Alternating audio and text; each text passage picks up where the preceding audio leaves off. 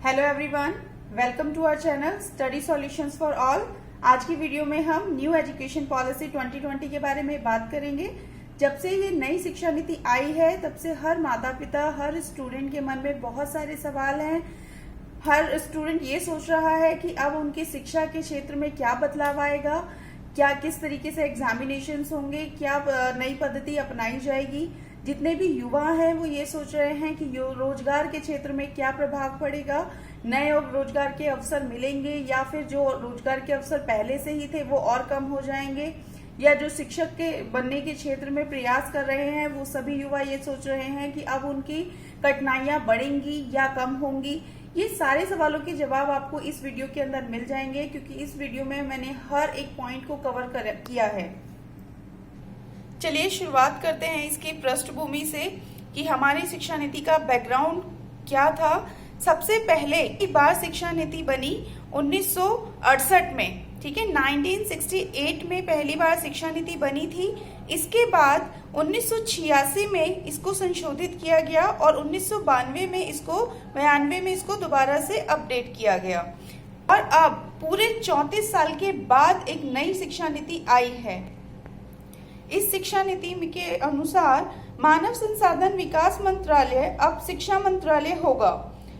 Next देखिए, इस नीति पर देश के कोने कोने से सभी आयु वर्ग के लोगों से की राय लेकर शामिल की गई है। ऐसा देखिए, भारत में पहली बार हुआ है कि इतने बड़े स्तर पर सबकी राय को किसी नीति बनाने में शामिल किया गया हो। ये बहुत ही बड़ी पहल है।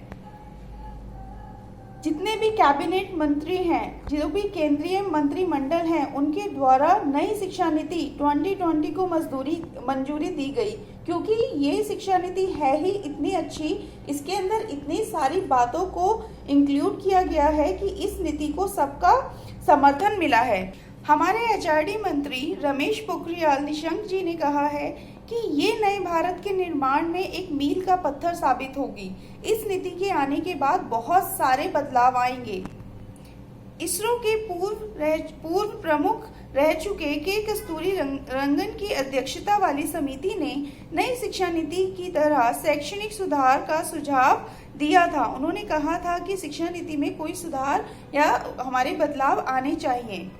इसके बाद मई 2016 में पूर्व कैबिनेट सचिव स्वर्गीय TSR सुब्रमण्यम जी की अध्यक्षता वाली नई शिक्षा नीति के विकास क्रम से जुड़ी समिति ने अपनी रिपोर्ट सौंपी। इसी आधार पर केंद्रीय मानव संसाधन विकास मंत्रालय ने इसी में 2016 की शिक्षा नीति में कुछ तथ्य भी ऐड किए। इसके बाद इस समिति का गठन हुआ जून 2017 में और इसकी अध्यक्षता की के कस्तूरी रंगन जी ने। समिति ने अपनी रिपोर्ट केंद्रीय मानव संसाधन मंत्री को सौंपी थी और ये आपको जो सौंपी गई थी वो डेट थी 31 मई 2019। नई शिक्षा नीति के मुख्य स्तंभ हैं पहुंच, समता, गुणवत्ता, वहनीयता और जवाबदेहिता। इसी के आधार पर ये पूरी शिक्षा नीति आधारित है।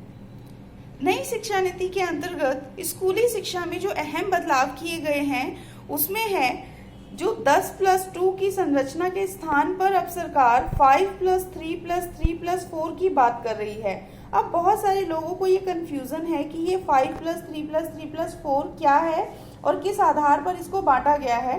तो इसको मैं एक बार समझा देती हूँ। जो फर्स्ट 5 है, 5 में फर्स्ट क्लास से लेकर 3rd क्लास तक प्री स्कूल है, ठीक है। इसके बाद जो सेकेंड ईयर आएगा उसमें first class and second class आपकी होगी। इस तरीके से ये 5 साल आपके बीतेंगे। मतलब पहले जो 3 साल हैं वो प्री स्कूल के होंगे और बाकी के जो 2 साल हैं वो पहली क्लास और दूसरी क्लास के होंगे। 5 के बाद नेक्स्ट 3 है। 3 में हमें जो क्लासिफिकेशन है वो किया गया है class 3rd, 4th and 5th का। यानी जो 5 में आपका प्री स्कूल आ गया और पहली क्लास और दूसरी क्लास आ गई। इसके बाद जो 3rd है उसमें class 3rd, 4th and 5th आ गया। फिर नेक्स्ट जो 3rd है वो है class 6th, 7th and 8th के लिए। नेक्स्ट जो 4th है, जो 4 चंक है, जो आपका 4th चंक है वो है 9th, 10th and 11th and 12th के लिए। इसके अलावा 1st से लेकर 3rd ग्रेड के लिए नेशनल मिशन भी स्टार्ट किए जाएंगे और 6th क्लास से ही बच्चों को कोडिंग सिखाई जाएगी। ये इसलिए इंक्लूड किया गया है क्योंकि अब के जमाने में डिजिटलाइजेशन हो चुका है हर चीज का। जिस प्रकार से कोरोना काल में हर समस्या का सामना किया जा रहा है, उसी प्रकार शिक्षा क्षेत्र ने भी बहुत ज्यादा सफर किया है इस समय में शिक्षा का नुकसान ना हो इसलिए शिक्षा का डिजिटलाइजेशन हुआ है। हर स्कूल ने, चाहे वो सरकारी स्कूल हो या प्राइवेट स्कूल हो या कोई और शिक्षा संस्थान हो, उन सब ने जो भी शिक्षा है वो डिजिटल माध्यम से देने की कोशिश की है। बहुत सारे बच्चों को, स्टूडेंट्स को, युवाओं को बहुत परेशानी का सामना करना पड़ा है क्योंकि कोई भी इतना ज्यादा डिजिटल फ्रेंडली तो था नहीं। लेकिन अब हमारी नई शिक्षा नीति के अंदर स्पेशली इस चीज को ध्यान रखा गया है कि बच्चों को शुरुआत से ही इसकी शिक्षा दी जाए ताकि जो आज के बच्चे हैं वो इस क्षेत्र में, किसी भी डिजिटल के क्षेत्र में या डिजिटल लर्निंग के क्षेत्र में पीछे ना रहें। इसी स्तर को और बेहतर बनाने के लिए विद्यालयों के साथ काउंसलर और प्रशिक्षित सामाजिक कार्यकर्ताओं को भी जोड़ने की बात की गई है।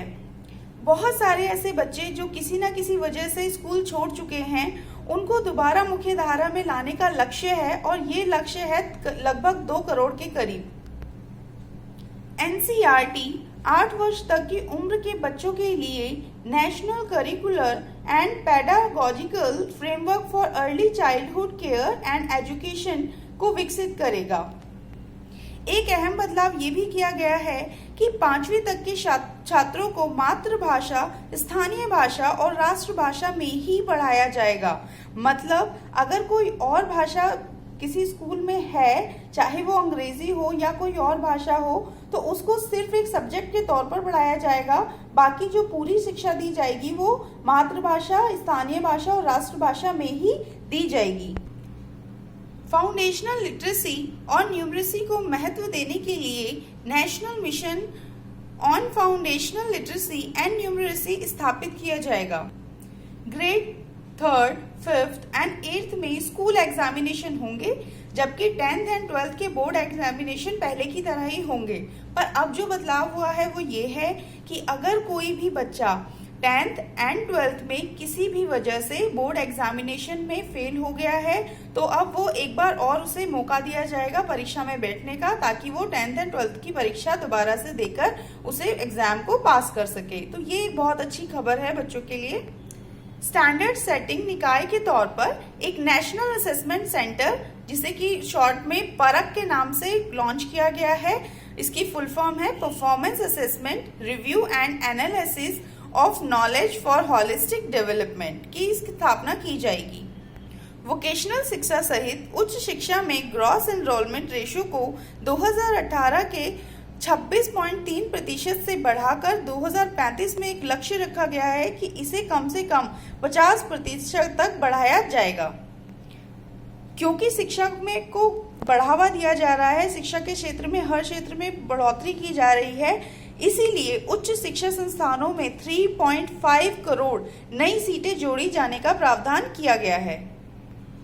IITs और IIMs की तरह multi disciplinary education and research universities, जिसे शॉर्ट में मेरू कहा गया है, इसकी स्थापना की जाएगी ताकि हायर एजुकेशन का लेवल और भी ज्यादा अच्छा हो सके। उच्च शिक्षा के स्तर पर शोध, संस्कृति और शोध क्षमता निर्मित करने के लिए राष्ट्रीय शोध फाउंडेशन का गठन भी किया जाएगा।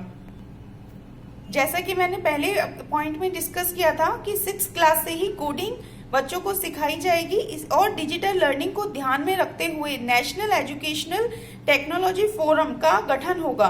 ये इसीलिए होगा ताकि जो भी स्टूडेंट्स हैं, जो आज का युवा है या आज का जो भी स्टूडेंट है, वो डिजिटल लर्निंग के क्षेत्र में आगे बढ़ सके। इसी को ध्यान में रखते हुए इस नीति में 100% युवा और वयस्क साक्षरता प्राप्ति का लक्ष्य भी रखा गया है। क्योंकि शिक्षा के क्षेत्र में इतने सारे बदलाव हुए हैं और इतने सारे नई संस्थाओं का गठन हो रहा है, इसीलिए ये बात का ध्यान रखा गया है कि शिक्षा के क्षेत्र में सार्वजनिक निवेश को जल्द से जल्द GDP के कम से कम 6% तक बढ़ाने के लिए केंद्र और राज्य सरकार अब मिलकर काम करेंगे ताकि बेहतर तरीके से इस नीति को लागू किया जा सके। कॉलेज स्टूडेंट्स के लिए एक बहुत अच्छी खबर है। पहले क्या होता था कि कॉलेज के स्टूडेंट्स अगर कोई भी ग्रेजुएशन कर रहे हैं तो तो उनको अगर किसी वजह से ग्रेजुएशन 3 साल की थी और किसी वजह से अगर वो पूरी नहीं हुई, उन्हें बीच में ही अपनी पढ़ाई छोड़नी पड़ी, तो उनके पूरे पिछले साल भी खराब हो जाते थे। इसी को ध्यान में रखते हुए अब नई शिक्षा नीति के अंदर जो संशोधन हुआ है उसके तहत कॉलेज की जो डिग्री है वो 3 और 4 साल की होगी। ग्रेजुएशन की फर्स्ट ईयर अगर आपने क्लियर कर लिया है तो आपको सर्टिफिकेट दिया जाएगा। अगर आपने ग्रेजुएशन का सेकेंड ईयर कंप्लीट कर लिया है तो आपको डिप्लोमा दिया जाएगा, और अगर आप थर्ड ईयर भी कंप्लीट कर चुके हैं तो आपको डिग्री दी जाएगी। इस प्रकार से अगर आपकी पढ़ाई बीच में भी छूटती है तो आपकी पिछली पूरी पढ़ाई खराब नहीं होगी, कम से कम आपके पास सर्टिफिकेट या डिप्लोमा तो होगा जिसके बेसिस पर आगे आप जॉब ले सकते हैं। हर कॉलेज में संगीत, कला, साहित्य भी पढ़ाया जाएगा ताकि हमारी जो संस्कृति है उसको बढ़ावा मिल सके। जो भारत की संस्कृति है वो पूरे विश्व में सबसे ज़्यादा रिच है, तो हमारी संस्कृति बहुत पिछड़ रही है क्योंकि कॉलेज में इसको ध्यान नहीं रखा जाता या इसको नहीं पढ़ाया जाता था हर कॉलेज के अंदर। बट अब नई शिक्षा नीति के अंदर ये प्रावधान है कि हर कॉलेज में संगीत, कला, साहित्य पढ़ाया जाएगा, और कोई भी कॉलेज निश्चित फीस के अलावा ज़्यादा फीस चार्ज नहीं करेगा। इस प्रकार भारत में जो नई शिक्षा नीति लागू हुई है उसमें बहुत सारे पॉइंट्स को ध्यान में रखा गया है, और इन सब पॉइंट्स को अगर अच्छे से लागू किया गया तो भारत में एक बहुत बड़ा बदलाव आएगा। रोजगार के क्षेत्र की बात की जाए तो रोजगार में भी बहुत सारे नए बदलाव आने वाले हैं, नई वैकेंसीज आने वाली हैं, क्योंकि हर स्कूल में काउंसलर की भी अब नई जॉब्स निकलेंगी। जो भी सामाजिक शिक्षा संस्थान है उनको भी इसमें जोड़ा जाएगा। तो जो भी शिक्षा के क्षेत्र में जितनी भी वैकेंसीज होती थी अब वो और ज्यादा बढ़ेंगी। शिक्षकों के लिए ये एक अच्छी खबर है। जो भी शिक्षा के क्षेत्र में ट्राई कर रहे हैं, जो शिक्षक बनना चाहते हैं, उनके लिए एक बहुत बड़ी खबर है, क्योंकि अब उन्हें और ज्यादा अवसर प्रदान किए जाएंगे। हर किसी को, हर बच्चे को, हर युवा को इस मुख्य धारा से, इस नई एजुकेशन पॉलिसी से जोड़ने का लक्ष्य रखा गया है। तो इस लक्ष्य को पूरा करने के लिए हमें ज्यादा से ज्यादा शिक्षकों की भी जरूरत है। तो शिक्षा के क्षेत्र में तो बढ़ोतरी होगी, साथ ही साथ इसके रोजगार में भी बढ़ोतरी होगी। अगर आपको न्यू एजुकेशन पॉलिसी से रिलेटेड कोई भी क्वेश्चन है या कोई डाउट है जो आपको क्लियर करना रह गया है और आप क्वेश्चन पूछना चाहते हैं, तो आप कमेंट बॉक्स में कमेंट करके लिख सकते हैं, उसका रिप्लाई आपको कर दिया जाएगा। हमारा चैनल अगर आपको अच्छा लगता है, वीडियो आपको अच्छी लगी, तो आप लाइक, शेयर, सब्सक्राइब जरूर कीजिए। Thank you so much.